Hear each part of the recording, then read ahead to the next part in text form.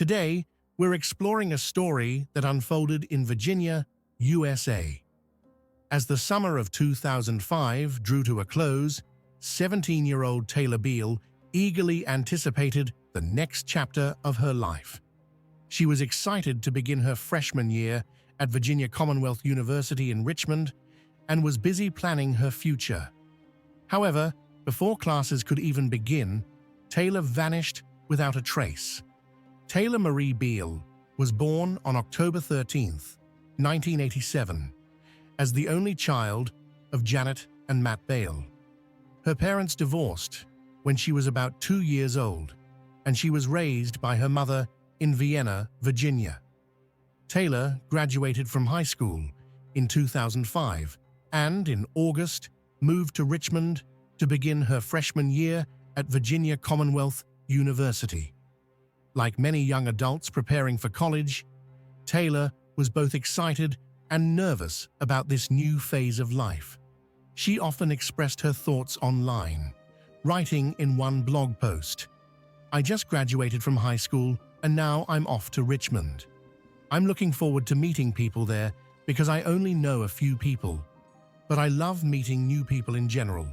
Feel free to message me anytime to chat." Before classes started, Taylor moved into a dorm and shared a room with another freshman named Emma. In a phone call to her mother, Taylor mentioned meeting many new people and forming a friendship with her roommate. On the evening of September 5, 2005, Emma's boyfriend visited their dorm room. Not wanting to intrude, Taylor took her room and car keys, saying she'd return in a few hours to meet some friends, and then left. However, Taylor never came back. The next day, Emma attended her classes, but when she returned to the room that evening, she noticed Taylor's belongings were untouched from the previous day. Realizing that Taylor had missed the first day of classes and hadn't returned, Emma grew concerned. She decided to contact campus police to report her roommate missing.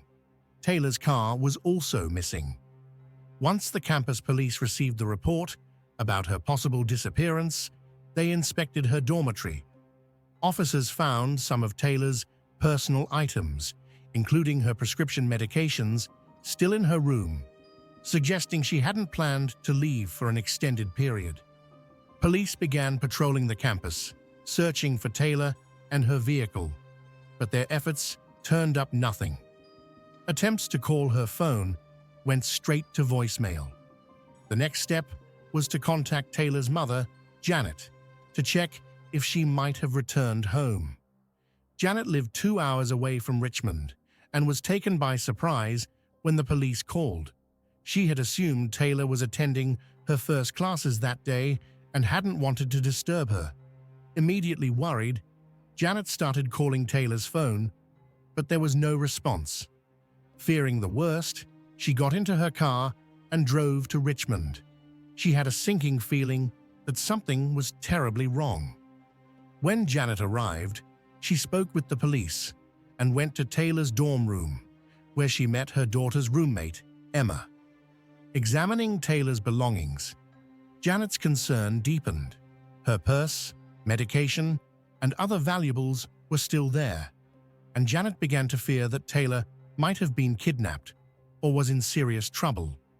She and Taylor shared a close bond, especially after Janet's divorce, which had brought them even closer. While Taylor had been nervous about starting college and her independent life, Janet was equally apprehensive about her daughter being away from home for the first time. Despite Janet's fears, campus police initially believed Taylor was simply spending time with friends and would return soon. They pointed out that it wasn't uncommon for college students to go out without informing anyone. However, Janet found it hard to believe Taylor would leave without notifying her, especially without taking her purse, money, or essential belongings. The campus police began an investigation, questioning Taylor's friends and acquaintances, but no one seemed to know her whereabouts. Determined to find her daughter, Janet made a public appeal through local television, urging anyone with information to come forward. Flyers with Taylor's picture were distributed around Richmond and surrounding areas, and her Ford was placed on a wanted list. 10 days after Taylor's disappearance, the case was handed over to Richmond police, who launched a larger investigation with assistance from the FBI. Detectives noted that Taylor's bank account had shown no activity and her phone remained inactive, ominous signs according to experienced investigators. 12 days after Taylor went missing, there was finally a break. Her car was discovered on a quiet residential street about 2 miles from campus. It wasn't clear whether the car had been parked there from the start or if someone had been using it. The vehicle, found by chance, had license plates stolen from Ohio. The police set up covert surveillance, hoping the car's user might return, but no one approached it. During the day, criminologists and K9 units were brought in to inspect Taylor's car. Despite a thorough examination, no evidence linked to Taylor or anyone else was found inside the vehicle. However, a K9 unit picked up a scent around the car and led investigators to a house a few blocks away. The home belonged to an elderly married couple who, as investigators discovered, had no connection to Taylor. However, their nephew Jesse was a skateboarder, which raised suspicions since Taylor had once mentioned to her mother that she was learning to skateboard. This shared hobby could have introduced Taylor to Jesse, prompting investigators to consider him as a potential suspect. The house was searched, but no evidence suggested Taylor had ever been there. Jesse was taken to the police station for questioning, where he claimed he didn't know Taylor Beale. Additionally, he had a solid alibi for the night she went missing. With no evidence linking him to the case, Jesse was removed from the list of suspects and released without any charges. As time passed, Taylor's whereabouts remained a mystery, leaving her mother, Janet, in anguish. For Janet, the uncertainty of her only daughter's disappearance was a living nightmare. Investigators also looked into the origin of the Ohio license plates found on Taylor's car. The owner of the plates was ruled out as a suspect after it was confirmed he had reported them stolen before Taylor's disappearance. However, this raised new questions. Who had placed the stolen plates on Taylor's car, and why? Despite the lack of progress, detectives refused to believe Taylor could have vanished without leaving a trace. Janet, clinging to hope, made an emotional appeal through the media, pleading with anyone who might be holding her daughter captive to release her safely. Meanwhile, the police finally uncovered their first substantial leads. Fingerprints found on Taylor's car's steering wheel did not belong to her. Investigators also reviewed surveillance footage from the entrance of Taylor's dormitory on the night she disappeared. At 10:18 p.m., Taylor was seen entering the building. Moments later, a man appeared on camera, seemingly waiting for someone. At one point, he looked directly into the camera before leaving the frame. A short time later, Taylor was seen exiting the dormitory. The timing was too suspicious to ignore, and detectives quickly connected the man to Taylor's car. When they compared the fingerprints from the car to their database, they found a match. The prints belonged to 37-year-old Benjamin Foley. 2 years before Taylor's disappearance, Benjamin Foley had been arrested for assaulting his ex-girlfriend, an offense that led to a 3-month prison sentence. During the investigation into Taylor's case, police uncovered an unexpected detail. Taylor had met Foley while she was still in high school.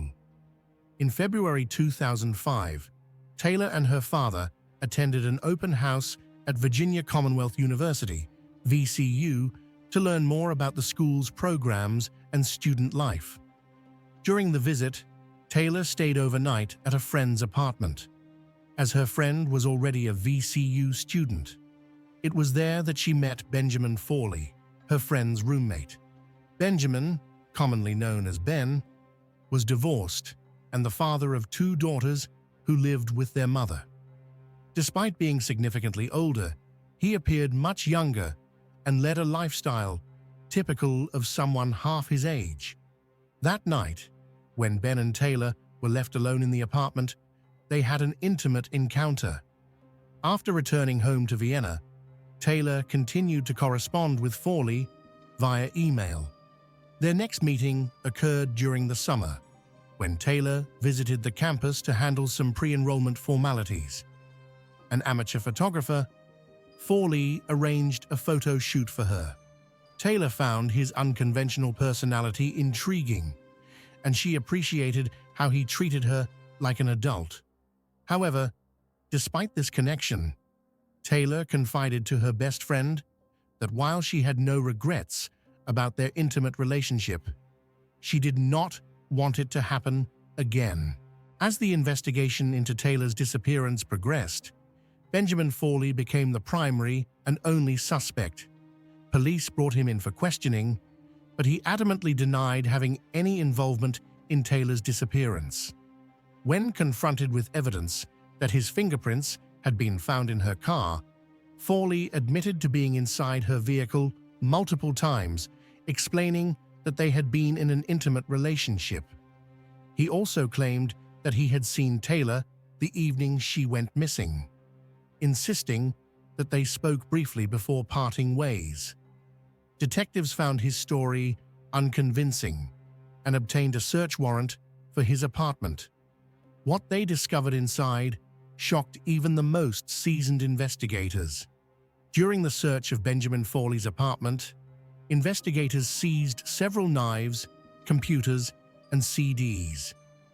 Among the items were thousands of photographs on his hard drive, consistent with Foley's hobby as a photographer.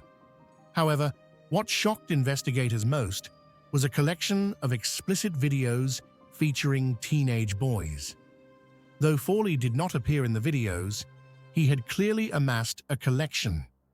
When questioned, Foley claimed the videos did not belong to him, insisting they were the property of his recently deceased elderly neighbor. However, this story quickly unraveled when investigators found CDs labeled in Foley's handwriting, proving the materials were his.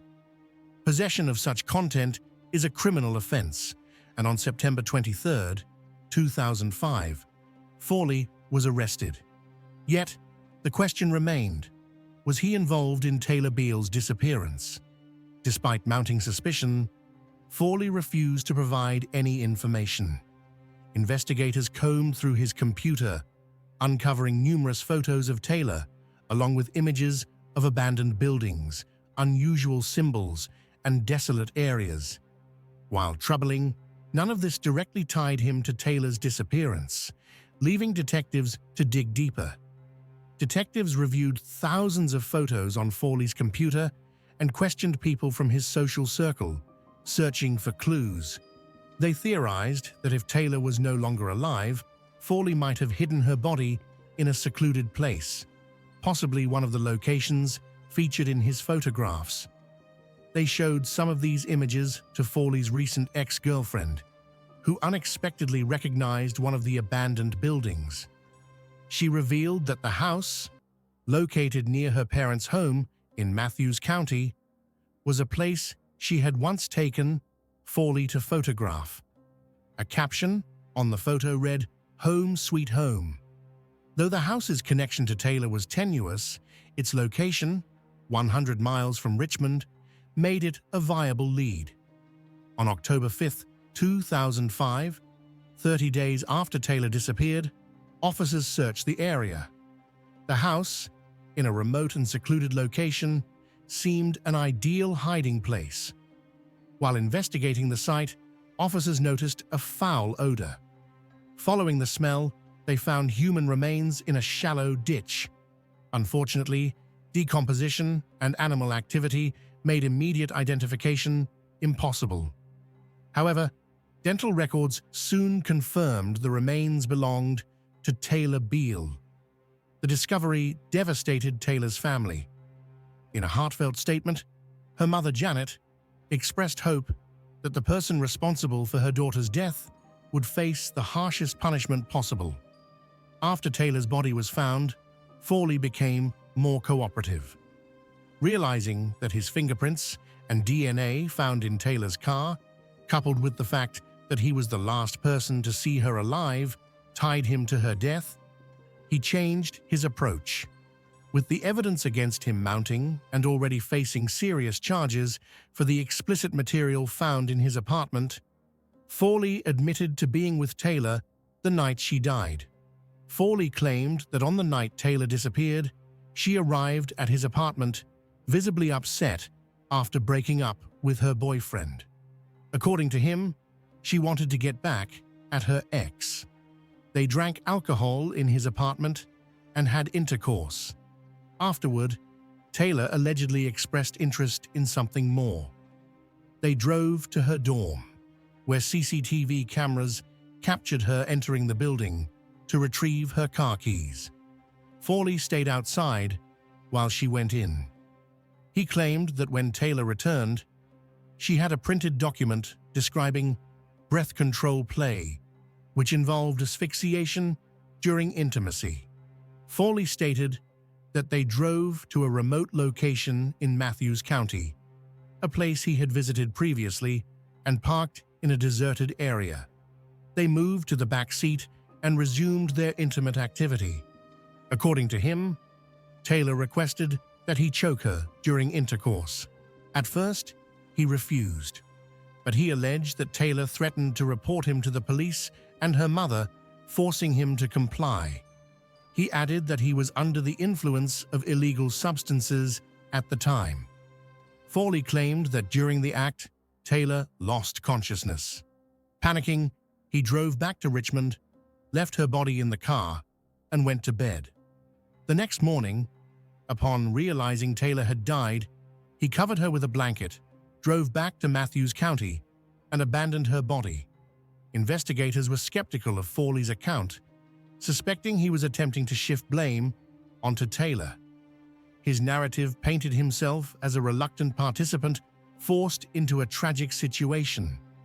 However, critical inconsistencies in his story raised doubts. For example, he claimed Taylor died in her car, but trained K-9 units had found no evidence of decomposition or bodily fluids in the vehicle. When confronted with this, Foley claimed he had cleaned the car seats with bleach. Yet forensic experts found no traces or smell of bleach during their examination. Foley continued to adjust his story, adding details to make it more plausible. He insisted that Taylor's death was an accident, attributing it to her request for dangerous behavior. However, investigators questioned why he would drive 100 miles to a remote area if their encounter was consensual. Moreover, the state of Taylor's remains, which were too decomposed to determine a definitive cause of death, made it impossible to corroborate Foley's claims. Ultimately, only two people knew the truth about what happened that night: Taylor, who could no longer speak for herself, and Foley, whose version of events left more questions than answers. Taylor's remains had been exposed to the elements and wildlife for a month, complicating the investigation. Detectives reviewed all her social media accounts, emails, internet search history, personal diary, and belongings, but found no evidence to suggest she had any interest in choking games during intimacy. A crucial piece of evidence, a strip of duct tape on the sleeve of Taylor's jacket, contradicted Foley's story. Investigators believed it strongly implied her hands had been bound, challenging Foley's claim that everything was consensual. When confronted about the duct tape, Foley added new details to his narrative, insisting that Taylor had asked to feel kidnapped and requested her hands be tied. He repeatedly emphasized that their actions were mutual and consensual. His defense team later aimed to portray Taylor not as an innocent college freshman, but as someone who willingly participated in such activities. Foley's interests in Gothic culture, art, and skulls, along with his van covered in bumper stickers and license plates, further painted a dark picture. Investigators suspected he had used one of his license plates to disguise Taylor's car, making it harder for the police to track. Facing the likelihood of a life sentence for possessing illegal videos found on his computers and CDs, Foley accepted a plea deal. Though he maintained the incident was accidental, he entered an Alford plea on August 9, 2006, to a second-degree crime. An Alford plea allows a defendant to assert innocence while conceding that the prosecution's evidence is sufficient to secure a conviction. This plea is accepted in most U.S. jurisdictions, except Indiana, Michigan, and New Jersey. Under the agreement, charges related to the possession of illegal videos were dropped.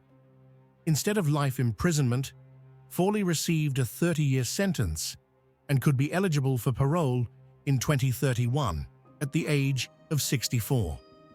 During the hearing, Foley occasionally wept but offered no apology. His attorney, William Johnson, stated that Foley, a father of 2 daughters living with their mother in Pennsylvania, had been reluctant to enter a plea.